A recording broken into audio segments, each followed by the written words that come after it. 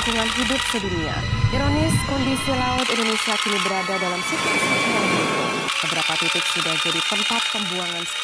Bismillahirrahmanirrahim. Assalamualaikum warahmatullahi wabarakatuh. Alhamdulillahirrahmanirrahim. Segala puji bagi Allah, Tuhan semesta alam yang telah melimpahkan kepada kita begitu banyak kenikmatan sehingga kita masih diberikan kesempatan untuk merasakan kesegaran dan bernafas di dunia ini. Apa kabar teman-teman semua? Semoga kesehatan dan keselamatan senantiasa melimpahi kita semua. Pada kesempatan kali ini saya akan membahas mengenai isu lingkungan dengan tema plastik yang merupakan isu lingkungan yang sangat erat dengan kehidupan sehari-hari kita. Ada 3 poin pembahasan. Yang pertama adalah sebab mengapa plastik terus berkembang secara signifikan dalam penggunaannya. Yang kedua adalah akibat yang ditimbulkan darinya. Yang keempat adalah solusi atau bagaimana tindakan kita sebagai manusia untuk menyikapi pencemaran tersebut. Baik, apakah teman-teman di sini semua tahu bahwa plastik itu mulai digunakan pada awal abad ke-20? Sudah sangat lama ya. Dan plastik itu terbuat dari penyulingan gas dan minyak yang prosesnya disebut etilen, yang mana gas dan minyak itu merupakan sumber daya yang tidak dapat diperbaharui.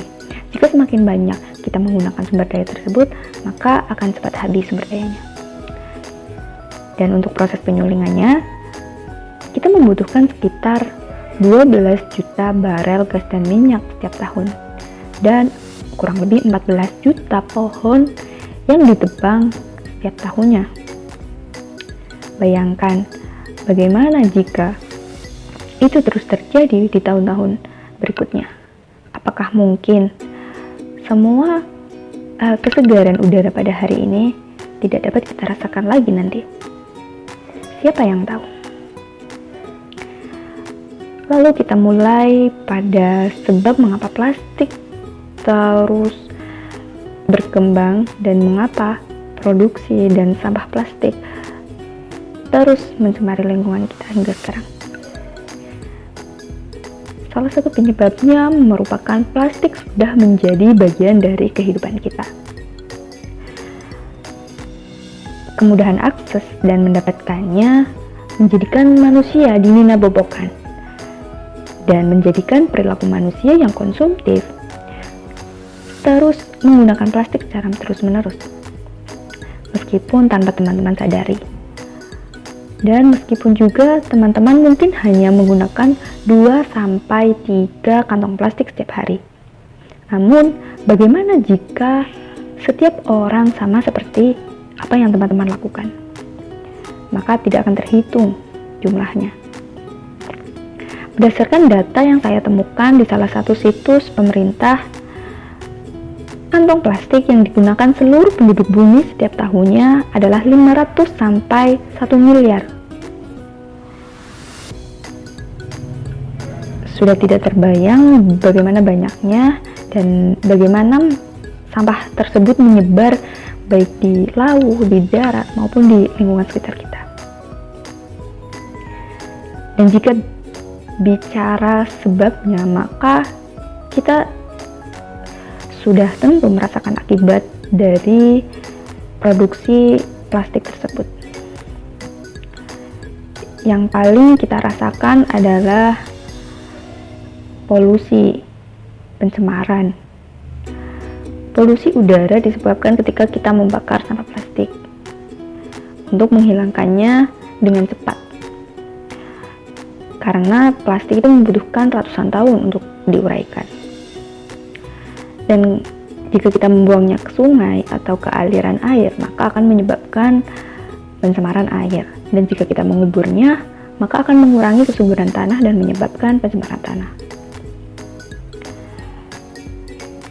Itu salah satu hal yang dilakukan untuk melenyapkan sampah plastik. Tapi dirasa banyak merugikan baik manusia maupun alam. Sudah terasa. Apalagi ketika aliran air sudah tergenang begitu banyaknya dan air bersih sangat berkurang, apalagi jika di daerah perkotaan, dan akhirnya menimbulkan banjir. Itulah bahayanya. Selain kepada kehidupan kita, kerugian dari penggunaan plastik ini juga menyebabkan penghambatan dari keberlangsungan rantai makanan. Apabila sampah plastik sudah tergenang misal di aliran air, maka ikan-ikan akan mati dan rantai-rantai makanan akan terputus. Itu akan menyebabkan kepunahan keanekaragaman hayati. Itulah akibat dari pencemaran sampah plastik yang kita tidak sadari, dan kita sadari pula kita masih saja menggunakannya. Lalu setelah kita mengetahui sebab dan akibatnya dari penggunaan sampah plastik tersebut, maka sebagai manusia yang diciptakan mempunyai akal dan dapat berpikir, tentu saja kita akan memikirkan bagaimana cara menanggulanginya supaya keberlangsungan hidup baik manusia maupun alam akan terus berlanjut. Ada 3 prinsip yang tentu saja mungkin kita semua sudah mengetahuinya. 3 prinsip untuk pengelolaan limbah, khususnya plastik di sini mungkin. Yaitu ada reduce, reuse, dan juga recycle. Tidak asing kan teman-teman, saya yakin sudah mengetahuinya. Reduce itu mengurangi penggunaan, reuse itu menggunakan kembali, dan recycle itu mendaur ulang. Ada pepatah mengatakan pendisiplinan terbaik adalah kesadaran dari masing-masing. Maka untuk mencegah atau menanggulangi segala macam pencemaran, kita dapat memulainya dari diri kita sendiri. Kita menyadari ada 3 prinsip tersebut, maka kita harus menggunakannya untuk kita mulai dari diri kita sendiri. Untuk reduce misalnya, kita dapat mengurangi penggunaan plastik dengan menggantinya ke alat-alat atau bahan-bahan di kehidupan sehari-hari yang ramah lingkungan dan tidak terbuat dari plastik. Misal saja ketika teman-teman mempunyai botol minuman, teman-teman bisa menggunakannya agar tidak menggunakan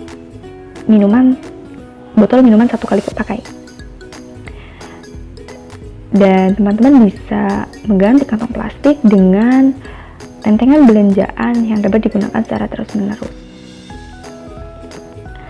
Yang selanjutnya ada reuse, penggunaan kembali. Itu sama prinsipnya dengan reduce. Karena jika kita menggunakan prinsip reuse, menggunakan kembali sesuatu barang yang kita gunakan, maka itu otomatis akan bersambung pada prinsip reduce, yaitu mengurangi penggunaan plastik. Yang ketiga adalah recycle.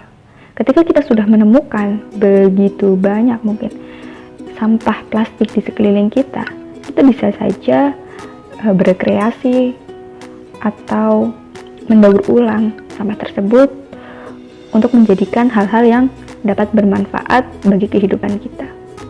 Maka dengan 3 prinsip pengelolaan sampah plastik tersebut, paling tidak kita mengurangi angka produksi plastik dan mengurangi angka konsumsi plastik bagi diri kita sendiri.